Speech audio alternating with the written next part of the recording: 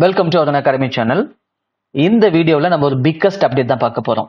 அது என்னன்னா ஆர்ஆர்பின்னு சொல்லுவோம் இல்லைங்களா, அதாவது ரீஜனல் ரூரல் பேங்க்ஸ்னு சொல்லுவோம் இல்லைங்களா. அவங்க வந்து பார்த்தீங்கன்னா வேரியஸ் போஸ்ட்டுக்கான ரெக்ரூட்மெண்ட் நோட்டிஃபிகேஷனை பப்ளிஷ் பண்ணியிருக்காங்க. இந்த நோட்டிஃபிகேஷனை பற்றி தான் நம்ம டீட்டெயிலாக பார்க்க போகிறோம். சரியா? அதாவது இதில் எவ்வளோ வேகன்சி வந்துட்டு பப்ளிஷ் பண்ணியிருக்காங்க, தமிழ்நாட்டுக்கு பர்டிகுலராக எவ்வளோ வேக்கண்ட் இருக்குது, அதே மாதிரி அப்ளை பண்ணுறதுக்கான ஸ்டார்டிங் டேட் என்ன, எண்டிங் டேட் என்ன, இதுக்கான பேசிக் எலிஜிபிலிட்டி என்ன, இந்த எக்ஸாமுக்கு அப்ளை பண்ணணும்னா பேசிக் குவாலிஃபிகேஷன் என்ன இருக்கணும், எலிஜிபிலிட்டி என்ன, அண்ட் தென் வந்து சிலபஸ் என்ன, சரிங்களா, ப்ரிலிம்ஸ் எக்ஸாம் எப்போ எதிர்பார்க்கலாம், மெயின்ஸ் எக்ஸாம் எப்போ எதிர்பார்க்கலாம், அடுத்தது ஃபைனலாக கட் ஆஃப் எவ்வளோ எதிர்பார்க்கலாம், எல்லாமே இந்த வீடியோவில் நம்ம டீட்டெயிலாக பார்க்க போகிறோம். சரிங்களா? அதனால வீடியோவை கடைசி வரைக்கும் ஸ்கிப் பண்ணாமல் பாருங்கள். அதே போல் நீங்கள் இப்போ தான் ஃபஸ்ட் டைமாக நம்ம அருண் அகாடமி சேனலை விசிட் பண்ணுறீங்கன்னா மறக்காமல் நம்ம சேனலை சப்ஸ்கிரைப் பண்ணிக்கோங்க. உங்கள் ஃப்ரெண்ட்ஸும் வந்து பார்த்தீங்கன்னா இது மாதிரி எக்ஸாம் ப்ரிப்பரேஷன் பண்ணிட்டு இருக்காங்க அப்படின்னா அவங்களுக்கும் இந்த வீடியோவை ஷேர் பண்ணுங்கள். டெஃபினட்டாக அவங்களுக்கு ரொம்ப யூஸ்ஃபுல்லாக இருக்கும். சரிங்களா? ரைட். இப்போ நம்ம பார்த்தீங்கன்னா இதில் என்னென்ன போஸ்டிங்க்கு ரெக்ரூட்மெண்ட் பண்ணியிருக்காங்க அப்படின்னு பார்த்தீங்கன்னா இந்த நோட்டீஸை ரிலீஸ் பண்ணியிருக்காங்க அப்படின்னா group A officers, and then பார்த்தீங்கன்னா group B office assistant multipurpose, இதை நம்ம கிளர்க்குன்னு சொல்லுவோம். சரிங்களா? இந்த ஸ்கேலில் டிஃப்ரெண்ட் இருக்குங்க. ஸ்கேல் 1, ஸ்கேல் 2, ஸ்கேல் 3, இந்த 3 கேட்டகரி போஸ்ட்டுக்கும் வந்துட்டு நோட்டிஃபிகேஷன் பப்ளிஷ் பண்ணியிருக்காங்க. சரிங்களா? அப்போ 2 விதமாக, ஒன்று ஆஃபீஸ் ஸ்கேல், இன்னொன்று அசிஸ்டன்ட், இது வந்து கிளர்க், 2 விதமாக வந்துட்டு நோட்டீஸை ரிலீஸ் பண்ணியிருக்காங்க. சரியா? சரி, மேஜராக பார்த்தீங்கன்னா 2 கேட்டகரி போஸ்ட்டு. சரிங்களா? இப்போ கவனிங்க, இதில் வந்து பார்த்தீங்கன்னா ஓப்பனிங் டேட், அதாவது இது அப்ளை பண்ணுறதுக்கு, இந்த போஸ்டிங்க்கு அப்ளை பண்ணுறதுக்கான ஸ்டார்டிங் டேட் என்ன அப்படின்னா 1/9/2025 டு 21/9/2025. இது வரைக்கும் நீங்கள் இந்த டேட்டுக்குள்ளே நீங்கள் அப்ளை பண்ணிக்கலாம். சரியா? முடிஞ்ச அளவுக்கு கொஞ்சம் முன்கூட்டியே பண்ணுங்கள். ஒரு 15ஆம் தேதிக்கு முன்னாடி முடிஞ்ச அளவுக்கு அப்ளை பண்ணுங்கள். அதுக்கு மேலே லாஸ்ட் ஒரு 4 to 5 டேஸ் வந்து பார்த்தீங்கன்னா சர்வர் ரொம்ப பிஸியாக இருக்கும், அப்ளை பண்ணுறது ரொம்ப டிஃபிகல்ட்டாக இருக்கும். சரிங்களா? அதனால முடிஞ்ச அளவுக்கு முன்கூட்டியே பண்ணுங்கள். அதே மாதிரி பேமெண்ட், இந்த எக்ஸாமுக்கு அப்ளை பண்ணுறதுக்கான பேமெண்ட் டேட்டும் சொல்லியிருக்காங்க, இதே டேட் தான். சரிங்களா? அப்ளை பண்ணுறதுக்கான டேட் என்னவோ இதே டேட் தான் வந்துட்டு பேமெண்ட் பண்ணுறதுக்கான டேட்டும். சரிங்களா? அதே மாதிரி ஏதாவது கரெக்ஷன் பண்ணியிருந்தீங்க அப்படின்னா உங்களுக்கு இந்த டேட் முடிஞ்ச பிறகு ஒரு 3 டேஸ் வரைக்கும் உங்களுக்கு கரெக்ஷன் விண்டோ ஓப்பன் ஆகும். அதில் வந்துட்டு நீங்கள் அதை கரெக்ட் பண்ணிக்கலாம். அதாவது தப்பு பண்ணியிருந்தோம்னா அப்ளை பண்ணும்போது முடிஞ்ச அளவுக்கு கேர்ஃபுல்லாக பண்ணுங்கள், இந்த தப்பு இல்லாமல் பண்ணுங்கள். அப்படி பண்ணியிருந்தா இந்த விண்டோ ஓப்பன் பண்ணும்போது நீங்கள் என்ன பண்ணிக்கலாம்னா அதை கரெக்ட் பண்ணிக்கலாம். சரியா? அடுத்த வந்து பார்த்தீங்கன்னா பெட் எக்ஸாம், ப்ரீ எக்ஸாம் ட்ரைனிங்னு சொல்லுவாங்க. இது வந்து பார்த்தீங்கன்னா நவம்பர் 2025 நடக்கிறதா சொல்லியிருக்காங்க. அதாவது வந்து பார்த்தீங்கன்னா இந்த எக்ஸாமுக்கான முன்கூட்டியே ஒரு ட்ரைனிங் மாதிரி கொடுப்பாங்க. அந்த டேட் வந்து பார்த்தீங்கன்னா அவங்க பின்னாடி சொல்லுவாங்க, ஃபியூச்சரில் சொல்லுவாங்க. உங்களுக்கு வந்துட்டு அது நோட்டிஃபிகேஷனாக வரும். சரிங்களா? மெசேஜாக வரும். நம்ம டெலிகிராம் சேனல்லையும் அதை ஷேர் பண்ணுவோம். சரிங்களா? நம்ம டெலிகிராம் சேனல் லிங்க்கும் இதில் இருக்குது. இது வந்து பார்த்தீங்கன்னா பர்டிகுலராக பேங்க் அண்ட் இன்சூரன்ஸ் எக்ஸாம் ஆஸ்பிரன்ஸ்க்காகவே டெலிகிராம் சேனல் வச்சிருக்கோம். அதுக்கான லிங்க் வந்து பார்த்தீங்கன்னா இந்த வீடியோ டிஸ்கிரிப்ஷனில் கொடுத்துருக்கேன், நீங்கள் ஜாயின் பண்ணிக்கலாம். சரியா? ஜாயின் பண்ணால் இது மாதிரி அப்டேட்ஸ்லாம் வந்துட்டு யூடியூப்பை விட அதில் ஃபாஸ்ட்டாக நம்ம கொடுத்துருவோம். சரியா? நீங்கள் இன்னும் கொஞ்சம் சீக்கிரமாக அப்டேட் பண்ணிக்கலாம். சரியா? அடுத்து பாருங்க, கால் லெட்டர் டவுன்லோடு எதுக்கு அப்படின்னா ப்ரிலிம்ஸ் எக்ஸாமுக்கு வந்துட்டு, ப்ரிலிமினரி எக்ஸாமுக்கு வந்துட்டு கால் லெட்டர் டவுன்லோடு வந்து பார்த்தீங்கன்னா நவம்பர் ஆர் டிசம்பரில் 2025 வரும்னு சொல்லியிருக்காங்க. எக்ஸாமும் வந்து பார்த்தீங்கன்னா மோஸ்ட் ப்ராபப்லி நவம்பர் ஆர் டிசம்பரில் நடக்கும்னு சொல்லியிருக்காங்க. நவம்பர் எண்டில் இருக்கலாம் அல்லது டிசம்பர் 1st or 2nd வீக்கில் இருக்கலாம். சரிங்களா? அடுத்து வந்து பார்த்தீங்கன்னா ரிசல்ட் ஆஃப் ஆன்லைன் எக்ஸாம் ப்ரிலிம்ஸுக்கு வந்து பார்த்தீங்கன்னா டிசம்பர் 2025 அல்லது ஜனவரி 2026 தான் ரிசல்ட் பப்ளிஷ் பண்ண போகிறதா சொல்லியிருக்காங்க. அடுத்த கால் லெட்டர் வந்து பார்த்தீங்கன்னா மெயின்ஸ் எக்ஸாமுக்கு வந்து டிசம்பர் 2025 அல்லது ஜனவரி 2026 வரும் அப்படின்னு சொல்லியிருக்காங்க. எப்பயுமே மோஸ்ட்லி வந்து பார்த்தீங்கன்னா ப்ரிலிம்ஸ் வந்துட்டு பிஓக்கு வைப்பாங்க, அப்புறம் கிளர்க்குக்கு வைப்பாங்க, அந்த ஆர்டர் தான் வைப்பாங்க. முன்ன பண்ண இருக்கலாம். சரியா? ஃபர்ஸ்ட் கிளர்க்குக்கும் வைக்கலாம், அடுத்து பிஓக்கும் வைக்கலாம். அது டேட்டு நமக்கு கன்ஃபார்மாக வந்தால் தான் நம்ம டெஃபினட்டாக சொல்ல முடியும். சரியா? அடுத்து வந்து பார்த்தீங்கன்னா ஆன்லைன் எக்ஸாமினேஷன் மெயின்ஸுக்கு வந்து பார்த்தீங்கன்னா டிசம்பர் 2025 அல்லது பிப்ரவரி 2026 நடக்கும். சரி, அது மெயின்ஸ் வந்து பார்த்தீங்கன்னா நார்மலாக ஒரே ஷிஃப்டாக தான் நடக்கும். சரிங்களா? அடுத்து வந்து பார்த்தீங்கன்னா ரிசல்ட் வந்து பார்த்தீங்கன்னா மெயின்ஸுக்கு ஜனவரி 2026 வந்துட்டு ரிலீஸ் பண்ணதா சொல்லியிருக்காங்க. அடுத்தது download of call letters for interview வந்து பார்த்தீங்கன்னா ஜனவரி 2026 தான் பப்ளிஷ் பண்ணதா சொல்லியிருக்காங்க. அடுத்து வந்து பார்த்தீங்கன்னா இந்த இன்டர்வியூ வந்து பார்த்தீங்கன்னா உங்களுக்கு கிளர்க்குக்கு இருக்காது. மற்றபடி வந்துட்டு குரூப் ஏக்கு அப்ளை பண்ணுறோம் இல்லைங்களா, இந்த போஸ்ட் குரூப் ஏக்கு ஸ்கேல் 1, ஸ்கேல் 2, ஸ்கேல் 3 இதுக்கு மட்டும் உங்களுக்கு பார்த்தீங்கன்னா இன்டர்வியூ இருக்கும். சரியா? இப்போ அதே வந்துட்டு நீங்கள் மல்டிபர்பஸ்க்கு அப்ளை பண்ணுறீங்க கிளர்க்கு அப்படின்னா உங்களுக்கு 2 லெவல் எக்ஸாம் தான் இருக்கும். அது செகண்ட் லெவலில், அதாவது டைப் 2ல என்ன மார்க் எடுக்கிறீங்களோ, அதாவது மெயின்ஸ்னு சொல்லுவோம் இல்லைங்களா, அதில் என்ன மார்க் எடுக்கிறீங்களோ அதை பேஸ் பண்ணி உங்களுக்கு போஸ்டிங் அலாட் பண்ணுவாங்க. சரிங்களா? சரி, இப்போ வந்து பார்த்தீங்கன்னா டவுன்லோட் ஆஃப் கால் லெட்டர் வந்து இன்டர்வியூக்கு வந்து ஜனவரி 2026.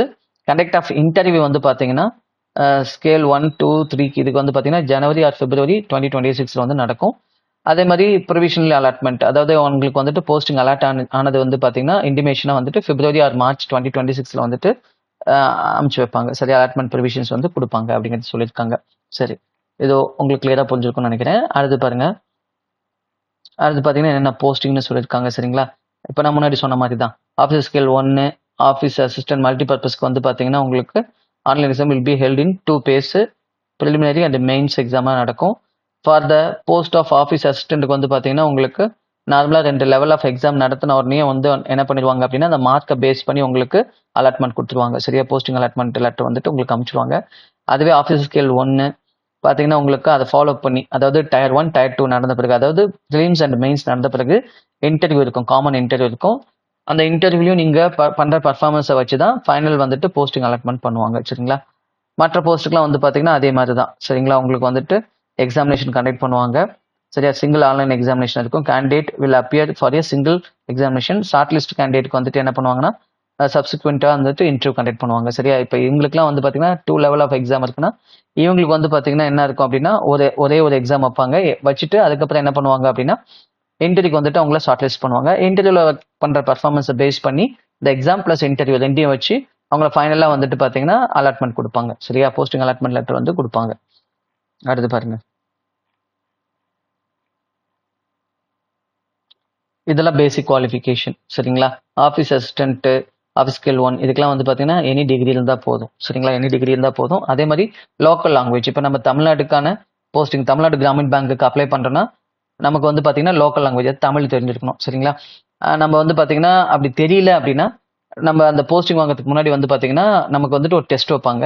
அதை வந்து ப்ரொஃபிஷியன்சி டெஸ்ட்னு சொல்லுவாங்க. அதை கிளியர் பண்ணணும். சரிங்களா, இல்லை நம்ம வந்துட்டு ஸ்கூலிங்கில் வந்துட்டு ஒன் ஆஃப் த சப்ஜெக்டாக வந்துட்டு நம்ம தமிழ் படிச்சிருக்கோம். 11th 12th வந்துட்டு ஒன் ஆஃப் த சப்ஜெக்டாக நம்ம தமிழ் படிச்சிருக்கிறோம் அப்படின்னா நமக்கு வந்துட்டு அந்த டெஸ்ட் எழுதணும்னு அவசியம் இல்லை. சரிங்களா, அடுத்து வந்து பார்த்தீங்கன்னா கம்ப்யூட்டரில் ஒர்க்கிங் நாலேஜ் இருக்கணும். சரிங்களா, நீங்கள் வந்துட்டு டிகிரிலையோ இதுலேயோ வந்துட்டு கம்ப்யூட்டரில் வந்துட்டு ஒன் ஆஃப் த சப்ஜெக்டாக படிச்சிருக்கீங்க அப்படின்னா உங்களுக்கு எலிஜிபிள் தான். இல்லைனாலும் ஒன்றும் பிரச்சனை இல்லை.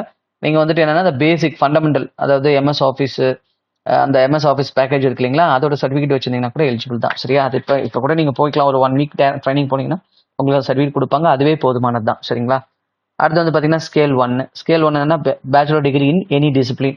இதுவும் அதே தான். ரெண்டுக்குமே வந்துட்டு எனி டிசிப்ளினில் உங்களுக்கு யூஜி, அதாவது அண்டர் கிராஜுவேஷன் சர்டிஃபிகேட் இருந்தால் போதுமானது. சரிங்களா, அது இதெல்லாம் வந்து பார்த்தீங்கன்னா ஸ்பெஷலைஸ்டு. இதுக்கெல்லாம் உங்களுக்கு வந்துட்டு பார்த்தீங்கன்னா எக்ஸ்பீரியன்ஸ் கேட்பாங்க. சரிங்களா, ஸ்கேல் 2க்கும் ஸ்கேல் 3க்கும் வந்து பார்த்தீங்கன்னா உங்களுக்கு எக்ஸ்பீரியன்ஸ் கேட்பாங்க. அதே மாதிரி ஸ்பெஷலைஸ்டு டிகிரி நீங்கள் கம்ப்ளீட் பண்ணியிருக்கணும். சரிங்களா, சரி, அடுத்து பாருங்க, அடுத்து அப்ளிகேஷன் ஃபீஸ் இன்டிமேஷன் சார்ஜஸ். இப்போ பார்த்தீங்கன்னா ஆஃபீஸர் ஸ்கேல் 1, 2, 3 இருக்கும்போது 175 யார் இருக்கு அப்படின்னா எஸ்சி, எஸ்டி, பிடபிள்யூடி இருக்காங்க இல்லையா, ஃபிசிக்கலி சேலஞ்சு பர்சன் இருக்காங்க இல்லையா, அவங்களுக்கும் ஆஃபீஸ் அசிஸ்டன்ட் மித்தவங்களுக்குலாம், அதாவது இவங்களை தவிர மற்றவங்களுக்குலாம் வந்து பார்த்தீங்கன்னா 850. சரிங்களா, அதே மாதிரி ஆஃபீஸ் அசிஸ்டண்ட்டுக்கும் அதே தான் 175 வந்துட்டு எஸ்சி, எஸ்டி, பிடபிள்யூடி, இஎம்எஸ், டிஇஎஸ்எம் இவங்களுக்குலாம். அதே மாதிரி அதர் தென் வந்து ஓசி, ஓபிசிலாம் இருக்காங்க அப்படின்னா அவங்களுக்கு 850 ருபீஸ் ப்ளஸ் ஜிஎஸ்டி. சரியா, அது எல்லாமே ஜிஎஸ்டியோட சேர்த்து தான். சரிங்களா, அடுத்து பாருங்க, ஆன்லைன் எக்ஸாமினேஷன் ஸ்ட்ரக்சர் இப்படி தான் இருக்கும். உங்களுக்கு பார்த்தீங்கன்னா இதில் இங்கிலீஷ் இருக்காது, ரொம்ப ஈஸியஸ்ட் எக்ஸாம் தான். சரிங்களா, இங்கிலீஷ் இருக்காது. இப்போ வந்து பார்த்தீங்கன்னா நார்மலாக நம்ம கிளர்க்கு எழுதுறோம் அப்படின்னா ஐபிபிஎஸ் கிளர்க்குன்னு எழுதும் இல்லைங்களா, அதில் வந்து பார்த்தீங்கன்னா ஒரு 11 பேங்க்ஸ் வந்து பார்ட்டிசிபேட் பண்ணுவாங்க.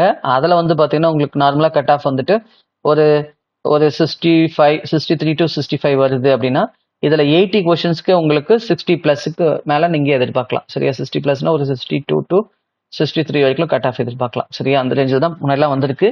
ஈஸியாக இருக்குண்ணா, கொஸ்டின் ரொம்ப ஈஸியாக இருக்குன்னா இன்னும் கூட கொஞ்சம் கட் ஆஃப் அதிகமாகலாம். சரிங்களா, எப்பயுமே வந்து பார்த்தீங்கன்னா நம்ம நார்மல் ஐபிபிஎஸ் கிளர்க் எழுதுறோம் இல்லைங்களா, அதை விட இந்த ஆர்ஆர்பி கிளர்க்கு வந்துட்டு கட் ஆஃப் அதிகமாக தான் இருக்கும். சரிங்களா, அதுக்கு 100 கொஸ்டினுக்கு நீங்கள் ஒரு 65 ப்ளஸ் எடுத்தாவே நம்ம ப்ரிலிம்ஸ் கிளியர் பண்ணிடலாம். இதில் 80 கொஸ்டின்ஸுக்கு கொஞ்சம் கட் ஆஃப் அதிகமாக இருக்கும். ஏன்னா கொஸ்டின்ஸ் ரொம்ப ஈஸியாக தான் இருக்கும்.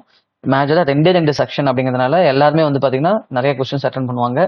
இதுக்கு ஒன்றும் இல்லை, கான்செப்ட் ப்ளஸ் ட்ரிக்ஸ் இது ரெண்டும் தெரிஞ்சால் போதுங்க. இதில் எல்லா கொஸ்டின்ஸுமே நீங்கள் அட்டன் பண்ணலாம். சரிங்களா, நீங்கள் நம்மளோட யூடியூப் வீடியோ வந்துட்டு ஃப்ரீக்வெண்ட்டாக ஃபாலோ பண்ணுங்க. சரிங்களா, நிறைய சோர்ஸ் இருக்குது, யூட்டிலைஸ் பண்ணிக்கலாம். நீங்கள் வந்துட்டு பார்த்தீங்கன்னா செல்ஃப் டிசிப்ளினாக இருப்பீங்க அப்படின்னா நீங்கள் ஆன்லைனில் கூட நீங்கள் லேர்ன் பண்ணலாம். சரியா, இல்லை சார் நான் வந்துட்டு என்னால் கான்சன்ட்ரேட் பண்ண முடியாது, சரி அடிக்கடி டைவர்ட் ஆகும் அப்படின்னா உங்களுக்கு பெஸ்ட்டு வந்துட்டு சென்டரில் ஜாயின் பண்ணி நீங்கள் கோச்சிங் எடுத்துக்கலாம். சரிங்களா, இல்லை நான் வந்துட்டு யூடியூப்பை பார்த்தே லேர்ன் பண்ணிக்குவேன் சார், எனக்கு ஆன்லைனே பிரச்சனை இல்லைன்னா நீங்கள் அப்படி கூட சோர்ஸ் எடுத்துக்கலாம்.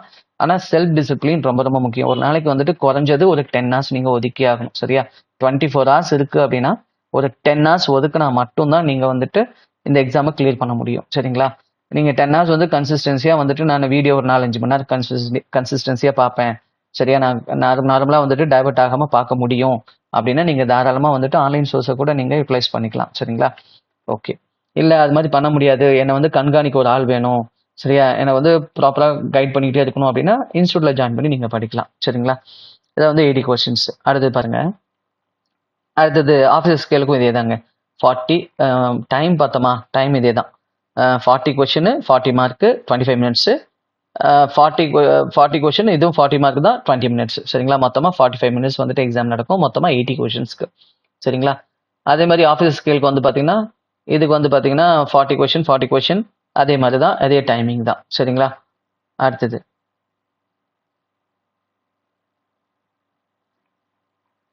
வந்து பார்த்தீங்கன்னா இது வந்துட்டு மெயின்ஸ் எக்ஸாமுக்கான பேட்டர்னுங்க.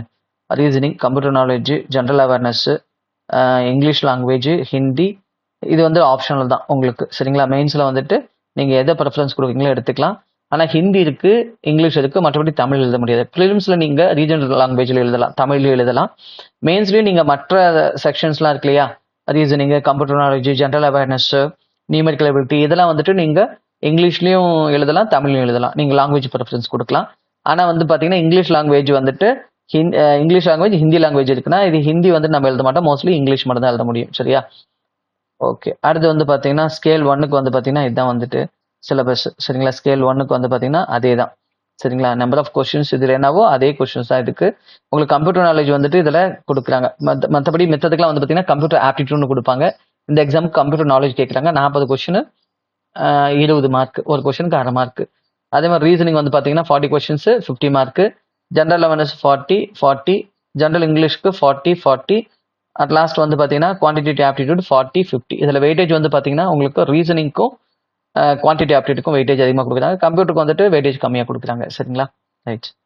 அடுத்து பாருங்க, அடுத்து அப்ளை பண்ணுறதுக்குன்னு சொல்லிட்டு ஹவு டு அப்ளைக்குன்னு நான் தனி செப்பரேட் வீடியோ பண்ணுறேன். சரியா? நீங்கள் அந்த வீடியோவில் சொல்கிற இன்ஸ்ட்ரக்ஷனை ஃபாலோ பண்ணி அப்ளை பண்ணுங்கள். அப்ளை பண்ணுறதுக்கு நமக்கு தேவையான டாக்குமெண்ட்ஸ் என்னென்ன அப்படின்னு பார்த்தீங்கன்னா photo copy, signature, left thumb impression, அடுத்தது ஹேண்ட் ரிட்டன் டிக்ளரேஷன். இது அவங்களே ஃபார்மேட் கொடுத்துருப்பாங்க. அந்த ஃபார்மேட்டை அப்படியே நீங்கள் எழுதி அதை வந்துட்டு நீங்கள் என்ன பண்ணால் ஸ்கேன் பண்ணி வச்சுக்கணும். அடுத்து வந்து பார்த்தீங்கன்னா எஸ்எஸ்சி, எஸ்எஸ்எல்சி 10th ஸ்டாண்டர்ட் ஈக்குவலண்டான சர்டிஃபிகேட் இருக்கணும். அடுத்து வந்து பார்த்தீங்கன்னா அந்த ஃபிசிக்கலி சேலஞ்சு பர்சன்லாம் இருக்காங்க அப்படின்னா அவங்களுக்கான சில சர்டிஃபிகேட்ஸ்லாம் இருக்கும், அதை நீங்கள் அப்லோட் பண்ணணும். அடுத்து வந்து பார்த்தீங்கன்னா நம்ம லைவாக வந்து லைவ் ஃபோட்டோ வந்து அப்லோட் பண்ணுற மாதிரி இருக்கும். சரிங்களா? இதெல்லாம் வந்துட்டு அப்ளை பண்ணுறதுக்கு முன்னாடி நம்ம வச்சிருக்க வேண்டியது. கடைசியாக இது வந்து பார்த்தீங்கன்னா நம்ம அங்கே அப்ளை பண்ணும்போது வெப்கேம்லையோ அல்லது மொபைல்லையோ நீங்கள் என்ன பண்ணுற மாதிரி இருக்குன்னா ஃபோட்டோ எடுத்து வந்துட்டு லைவ் கேப்சர் ஃபோட்டோவை எடுத்து உங்களோட ஃபோட்டோவை அப்லோட் பண்ணுற மாதிரி இருக்கும். சரியா? ரைட். அதே செல்ஃப் டிக்ளரேஷன் இவங்களே கொடுத்துருப்பாங்க, நான் காமிக்கிறேன். அதை மட்டும் தான் நீங்கள் எழுதணும். சரியா? இதுக்கு முன்னாடி நடந்த எக்ஸாம் ஐபிபிஎஸ் கிளர்க்கில் இருக்கிறத நான் அப்படியே எழுதி இதில் பண்ணிட்டேன் அப்படிலாம் சொல்லக்கூடாது. இதில் என்ன கொடுத்துருக்காங்களோ அதை கரெக்டாக அப்படியே எழுதி ஸ்கேன் பண்ணி அப்லோட் பண்ணுற மாதிரி இருக்கும். அடுத்து வேகன்சி பார்த்தான்னு வச்சுக்கோங்களேன். வேகன்சி வந்து பார்த்தீங்கன்னா தமிழ்நாட்டுக்கு 468 பல்க் வேகன்சி தான். சரிங்களா? 468 வேகன்சி கொடுத்துருக்காங்க. சரிங்களா? எதில் அப்படின்னு பார்த்தீங்கன்னா இந்த போஸ்ட்டுக்கு தான், மல்டிபர்பஸ் போஸ்ட் இருக்கு இல்லைங்களா, ஆஃபீஸ் அசிஸ்டன்ட் கிளர்க்கு, இதுக்கு வந்து பார்த்தீங்கன்னா 468 வேகன்சி கொடுத்துருக்காங்க. அடுத்து வந்து பார்த்தீங்கன்னா ஆஃபீஸ் ஸ்கேலுக்கு வந்து பார்த்தீங்கன்னா ஸ்கேல் 1க்கு வந்து தமிழ்நாடுக்கு வந்து பார்த்தீங்கன்னா 200. இதுவும் பெரிய வேகன்சி தான். ஏன்னா நார்மலாக வந்து பார்த்தீங்கன்னா 80, 90 இந்த மாதிரி தான் வேக்கன்ட் வரும். மினிமம் 20லேருந்து அதிகபட்சம் ஒரு 80 வேகன்சி தான் கொடுப்பாங்க. ஆனால் இந்த முறை 200 போஸ்டிங் வந்துட்டு கொடுத்துருக்காங்க. சரிங்களா? பெரிய வேகன்சி தான். ப்ராப்பராக ப்ரிப்பேர் பண்ணீங்க அப்படின்னா, கன்சிஸ்டன்சியாக உங்களோட எஃபர்ட்டை போட்டிங்கன்னா கண்டிப்பாக அதில் ஜாப் வாங்கிடலாம். சரியா? உங்களுக்கு கான்செப்ட் தெரியணும், ட்ரிக்ஸ் தெரியணும், இது 2 தெரிஞ்சாவே கண்டிப்பாக அதில் ஜாப் வாங்கிடலாம். அடுத்து வந்து பார்த்தீங்கன்னா இதுதான் நம்ம முன்னாடி பார்த்துட்டோம், அதில் என்னென்ன இருக்குன்னு பார்த்துட்டோம். சரிங்களா? இது நம்ம டீட்டெயிலாக ஒரு வீடியோவை பார்ப்போம். இது வந்து செல்ஃப் டிக்ளரேஷன், இதை நீங்கள் எழுதி வச்சுக்கணும். சரியா? இது எழுதி தான் நீங்கள் ஸ்கேன் பண்ணி அப்லோட் பண்ணணும். அவ்வளோதாங்க. சரி,